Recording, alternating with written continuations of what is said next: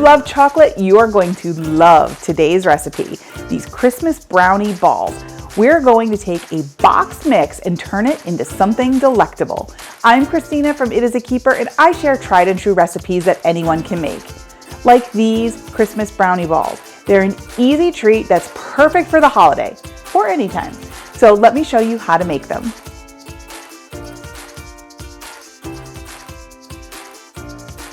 All right, so the first thing we need to do to start this brownie ball recipe is we need to use a brownie mix. So just a store-bought brownie mix. You want to get the size that's good for a 13x9 pan. Get it all in the bowl. Now we're going to do something that's a little unconventional. We're going to take our mix just like this. We're going to pop it in the microwave and we're going to heat it up at 30-second intervals until the mix is 160 degrees. I know, sounds a little bizarre, but trust me, it's kind of what makes the magic work here. So we're gonna pop this in the microwave, 30-second intervals for about a minute, minute and a half, stirring in between each interval.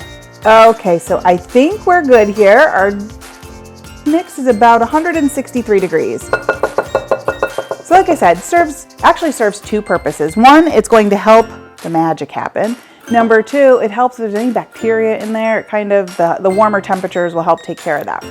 We're going to add some chocolate syrup. So just traditional chocolate syrup like you would use to make chocolate milk. In she goes. Next, we're going to add some light corn syrup. So this is going to help bring everything together. Get that in there too. Okay. And last but not least, we're going to add some water. Just a little bit. And then a nice stiff spatula and just get it all mixed together. Remember to get the bottom of the bowl too, because that dry brownie mix likes to hang out at the bottom of the bowl.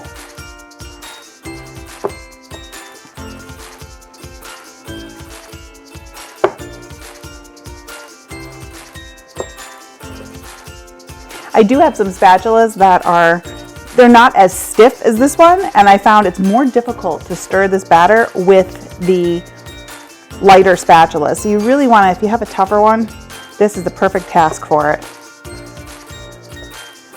And I'm just really getting the bottom because, like I said, that's where the dried mix hangs out. All right, we're looking good. So your mixture should be about this consistency. So now you can still feel it's a little warm. The bowl is a little warm. We need to let this sit for a little bit so that it starts to come together before we can move on to the next step. I have some of our mixture that I pre-made ahead of time, so it's already cooled and ready to go. I didn't want to have you guys wait for me. So I have this in this bowl, so I'm just going to put a baking sheet that I lined with some wax paper. So I'm using a cookie scoop, the small one here, and you're literally just going to scoop the mix. Oh, important step. Get your hands wet. It keeps the brownies from sticking. So I just keep a little bit of water here next to me. Scoop the dough, roll it into a ball. Now what I like to do is all of the rolling first. I'll do a couple rows of rolling and then I'll do the sprinkles. I find that it's easier and it makes your sprinkles less messy. So we're just going to get those rolled into balls. And if your hands get dry or you find the dough is sticking, just go back in for a little more water. It sounds counterintuitive, doesn't it? Like you would think the water would make it stickier, but it doesn't. The cookie scoop definitely helps though, keep everything a nice uniform size so you don't get one bigger than the other.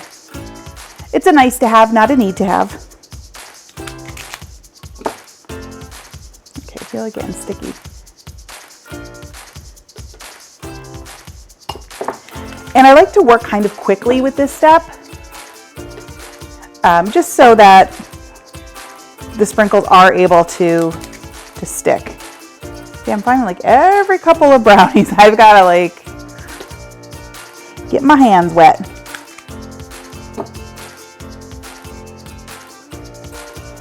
All right, we are almost done. Now that I have them all rolled out, we're going to just take some sprinkles. I'm just using these little like nonpareil sprinkles, but you can use whatever kind you'd like. You could use nuts, you could use coconut, you could use whatever you'd like, and then just roll them in that. So this is why I like to do this in a separate step, because your fingers get coated in it too. So rather than having the sprinkles all over your truffles as you're rolling them, you could do it all at once. But it's entirely up to you. So this is also a good time if your brownie balls have kind of a wonky shape, you can reform them. Okay, so all of our brownie truffles are done. What we need to do now is let these chill in the fridge. So I'm going to transfer these to the fridge, let them hang out in there, and they will firm up and be nice and truffly. All right, so our brownie balls have completely chilled. They are nice and firm, and that's what we want it to do. We want that brownie batter to really firm up, which is why it needs that extra time in the fridge. But I can't wait to dig into these because I love a good chocolate treat. I'm going for this one. You can see it's like a gooey brownie. Like, you know when you make brownies and they don't bake all the way through and you have that really soft center? That's what this is like. You guys, these are so good. They are a perfect addition to any cookie tray that you make, or if you're just looking for a quick semi-homemade treat. These Christmas brownie balls are definitely a keeper. What would you coat them in? Coconut, cocoa powder, chopped nuts? Let me know in the comments. And if you want another addicting truffle recipe, make sure you check out my Oreo truffles. Thanks for hanging out with me today. You can get the full printable recipe in the video description below. I'll see you next time. Bye.